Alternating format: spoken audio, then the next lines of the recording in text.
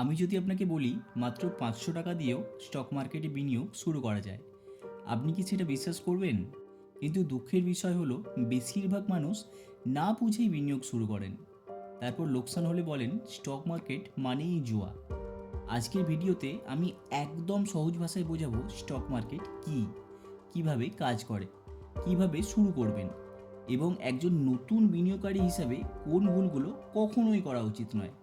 তাই ভিডিওটি শেষ পর্যন্ত অবশ্যই দেখুন। চলুন শুরু করা যাক। আমাদেরকে প্রথমেই জানতে হবে স্টক মার্কেট কী। সবচেয়ে আগে জেনে নিই স্টক মার্কেট আসলে কী। স্টক মার্কেট হলো এমন একটি বাজার যেখানে বিভিন্ন কোম্পানির শেয়ার কেনা বেচা হয়। যখন কোনো কোম্পানির শেয়ার আপনি কেনেন, তখন আপনি সেই কোম্পানির একটি ছোট্ট অংশের মালিক হয়ে যান।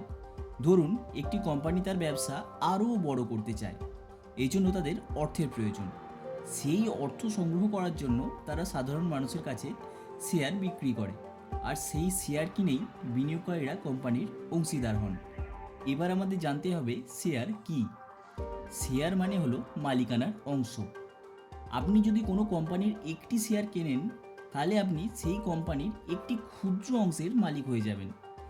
যদি কোম্পানির ব্যবসা ভালো চলে, তাহলে শেয়ারের দাম বাড়তে পারে, আর যদি ব্যবসা খারাপ হয় তাহলে শেয়ারের দাম কমতেও পারে। তাই স্টক মার্কেটে লাভের সুযোগ যেমন আছে, তেমন অনেক ঝুঁকিও রয়েছে। একদম যারা নতুন, তাদের কাছে ডিম্যাট অ্যাকাউন্ট কী সেটা নিয়েও অনেক প্রশ্ন থাকে। যেভাবে আমরা ব্যাংক অ্যাকাউন্টে টাকা রাখি, ঠিক সেইভাবেই ডিম্যাট অ্যাকাউন্টে শেয়ার ইলেকট্রনিকভাবে সংরক্ষণ করা হয়। ভারতে শেয়ার কেনাবেচা করার জন্য ডিম্যাট অ্যাকাউন্ট থাকা খুব প্রয়োজন। এনএসই এবং বিএসই, এই দুটি টার্ম নতুনরা অনেকেই শুনেছেন। এখন আমাদের জানতে হবে এই দুটো কী। ভারতে দুটি প্রধান স্টক এক্সচেঞ্জ রয়েছে। একটা হলো এনএসই, অর্থাৎ ন্যাশনাল স্টক এক্সচেঞ্জ, এবং আরেকটি হলো বিএসই, অর্থাৎ বোম্বে স্টক এক্সচেঞ্জ। এই এক্সচেঞ্জগুলোর মাধ্যমেই শেয়ার কেনা বেচা হয়। নিফটি 50 এবং সেন্সেক্স হলো গুরুত্বপূর্ণ সূচক, যা বাজারের সামগ্রিক অবস্থার ধারণা দেয়। অনেকের মনেই প্রশ্ন থাকে স্টক মার্কেটে লাভ কিভাবে করতে হয়। স্টক মার্কেটে সাধারণত দুই উপায়ে আয় হতে পারে। প্রথমত, আপনি যে দামে শেয়ার কিনছেন তার চেয়ে বেশি দামে বিক্রি করতে পারলে লাভ হতে পারে। দ্বিতীয়ত, কিছু কোম্পানি তাদের লাভের একটি অংশ শেয়ার হোল্ডারদের ডিভিডেন্ড হিসাবে দেয়। তবে মনে রাখবেন, লাভের কোনো নিশ্চয়তা নেই। বাজার বাড়তেও যেমন পারে, তেমন আবার কমতেও পারে। নতুন বিনিয়োগকারীরা প্রায়ই কিছু ভুল করে থাকেন, যেমন অন্যের টিপস শুনে বিনিয়োগ করা। আপনি কখনোই কোনো বন্ধু বা অন্য কারোর টিপস শুনে কখনোই বিনিয়োগ করবেন না। সোশ্যাল মিডিয়ার গুজবে কখনোই কান দেবেন না। কখনোই একটি শেয়ারে সব টাকা বিনিয়োগ করবেন না।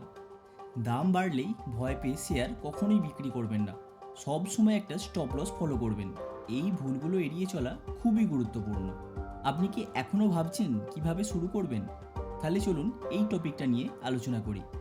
আপনি যদি নতুন হন, তাহলে প্রথমে শেখার ওপর জোর দিন। আগে একটি জরুরি তহবিল তৈরি করুন।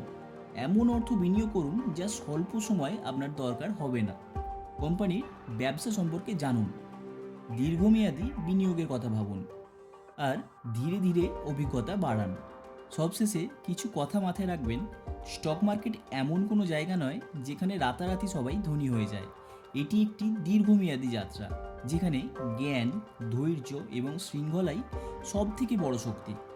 তাই বিনিয়োগের আগে শিখুন, বুঝুন, তারপর সিদ্ধান্ত নিন। যদি ভিডিওটি আপনার ভালো লেগে থাকে, তাহলে অবশ্যই ভিডিওটিতে লাইক করুন, চ্যানেলটি সাবস্ক্রাইব করুন এবং কমেন্ট করে জানান পরবর্তী ভিডিও কোন বিষয়ের ওপর পেতে চান। ধন্যবাদ। আবার দেখা হবে পরবর্তী ভিডিওতে।